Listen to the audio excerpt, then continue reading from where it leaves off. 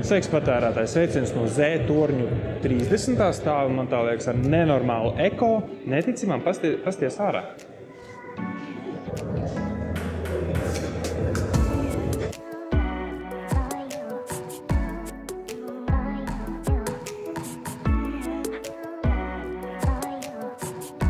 Šodien tika prezentēti jaunie Samsung telefoni, šis te S20, S20 Plus un S20 Ultra. Šajā pirmo iespēju video centīšos ļoti kompakti, ļoti divu lapu garumā, ja kompakti.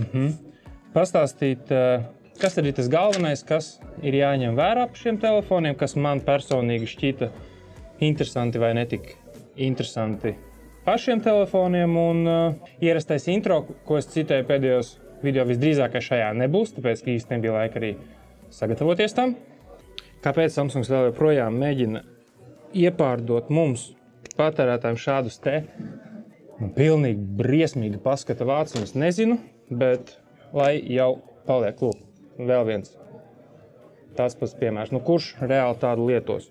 Tad jau labāk rozā, vai ne? Kaut kādu. Šie te 3 telefoni ir ar lietām, kuras tiem būs visiem vienādas, respektīvi ietilpība, kas būs 128 GB, ar iespēju palielināt to līdz 1 terabaitam, ieliekot microSD karti. Pasaulē, kuras daļa mēs diemžēl neesam, šis te ultra modelis būs arī ar iespēju izvēlēties 512 GB iebūvēto atmiņu, bet nu, mums jāsamierinās ar 128.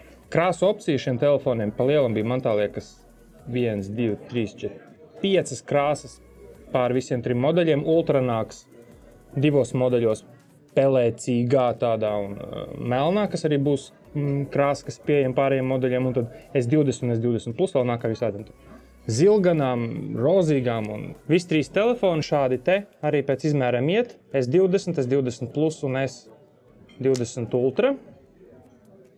Tā kā ar Rīgas peizāžu pat redzēt, cik spīdīgi tie ir.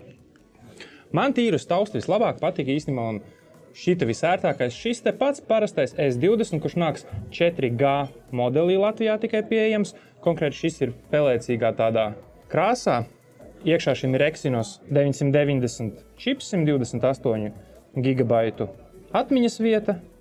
RAMs ir jauns kaut kāds LPDDR5 visiem modeļiem, un šim konkrētajam ir vismazākais 8 GB. Kameras maziņas, un ir 12 megapikseļiem, bet kas tās ļoti interesants un visiem telefoniem tiešām superīgs, bija 120 Hz, it kā 1 milisekundes, dinamiskais AMOLED 2X ekrāns. Nezinu, ko nozīmē 2X, bet nu esot superīgs un tiešām lietojot šo telefonu uz 120 Hz ekrāna režīmu ir tiešām ļoti liela bauda. Plaukstā ļoti kompakti, ļoti normāli ieslīd, un visā visumā, jā, izmēra ziņā ar šo ir trāpīts desmitniekā. Kas attiecās uz 20 plus, jā, tas ir lielāks, tas principā ir tieši tikpat liels pēc sajūtām un pēc visu un bāzējās turpat, kur pagājušajā gadā S10 plus, Exynos 990 čips iekšā, 12 GB LPDDR5 operatīvā atmiņa un arī 12 megapikseļu it kā galvenā kamera, bet sensori esot palikuši kamerām lielāk, līdz ar to tas, kā tu redzi lietas, ir daudz skaidrāk un daudz labāk. Lūk, tu vari apstīties mani. Nu, un šis te brīnums S20 Ultra, īstenībā šis tiešām ir ļoti smags telefons. Man tā liekas, ka pat nu, ok, nav tik traki, bet man vienā brīdī likās, ka šie 2 kopā svar tieši tikpat, cik viens S20 Ultra.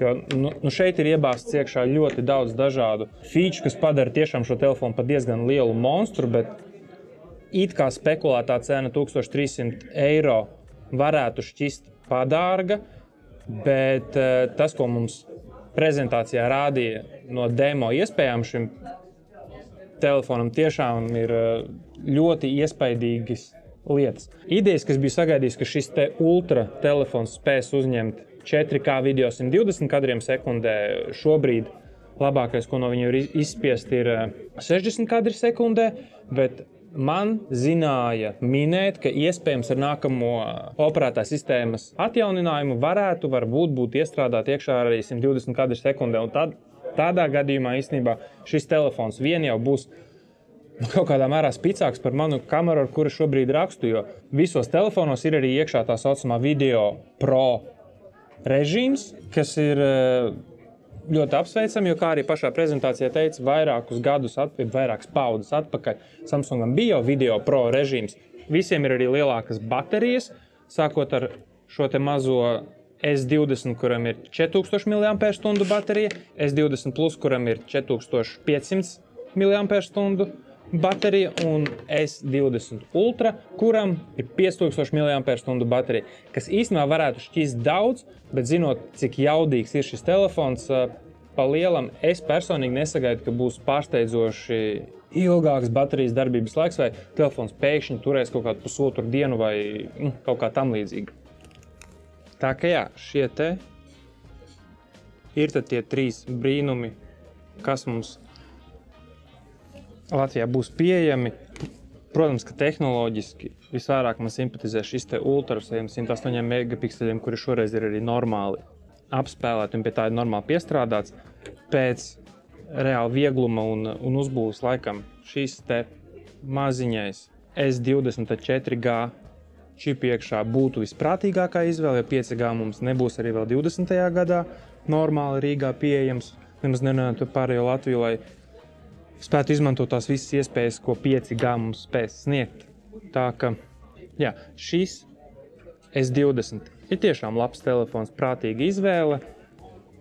S20 Ultra, ja nauda tev spiež kabatu un tiešām gribās šikot un ieķert telefonā šobrīd, es pat teiktu labāko kameru veiktspēju tirgu, kur iegāt iespējams nenožēlas, tad go ahead. Bet jā, tādi ir mani pirmie iespējas par šiem te telefoniem.